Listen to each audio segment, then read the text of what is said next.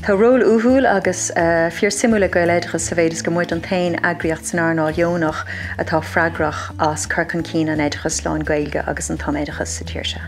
Bunaíoch an agriocht da had a chuid blian ó hin, tiismóirí agus múntóirí a bhunaigh an agriocht chun gomach sláthair ar fáil, chun gomach sin an teacht ar éidechas Slán Gaeilge dagad páistí, agus chun gomach stádas agus aithneas ceart ag na scalaní sin. Well, ceapam go bhfuil sé fíorthachta go bhfuil go don Gaeilgeachas is tócha atá a heasan amach ó na gcothan eile mar tá fíorchamórtas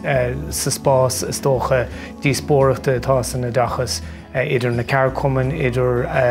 na heagraíochtaí stáid atá daileála sin na dachas idir na pátrún agus mar sin agus ceapan go teannathachta bhfuil go an na láidir mar atáis ag na scoilne ag na Gaelscoilne a bhí an go tradiisiúnta ach is tócha annathachtaach in ár na agriochta níos go bhfuil go na scoilne Gaeltachta an comá. So tá board stúrtha Dheonach ag an agriocht atá cóhéanta de bhúnsóirí príomhidí buil dana scalaní agus sin board an sin a chróirín obair na agriochta ag leibhéal stratéiseach.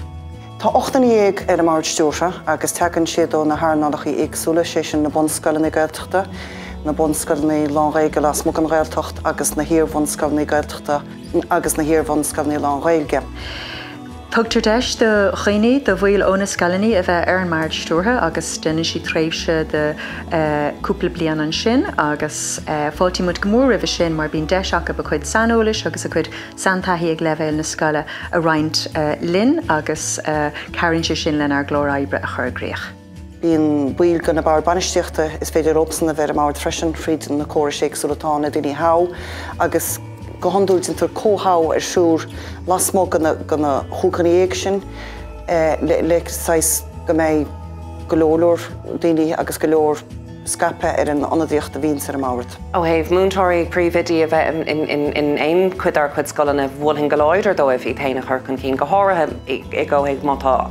áit frí le a bhfuil spéis agus tá mo chud spéise féin ag lí leis le riocht na speisialta agus bí éisiúntaach é domnaí achad níor bheictar domsa gur bhéon bailach eile agamsa chun an cheis sin a bhrú chun cín ar bhean náisiúnta. Well, is tócha an rud is táchtaí ná búla le múntóirí ó chulraí difriúla ó scoilne atá ag leibhéalta difriúla forbert tá sé sin annathachtaach nó go mbíonn tú ar an mór go bhain tú an taithí sin go gcíonn tú ní gcónaí go gcíimiid na rudaí atá lasmod ar scoilne féin bíimiid is tócha Ileánach go puinte go bhéchaimiid i gcónaí ar an méad atásúil ar scoil féin agus uaireanta díríonn tú ar na feibanna de scoil féin seachas na rudaí maithe nó go dagann tú amach ó de scoil féin agus nó go bhfuil tú ag cainte le scoil néile cíonn tú na rudaí maithetá dhéanamh go comáil na rudaí go bhfuil gáil a forbartí dhéanamh.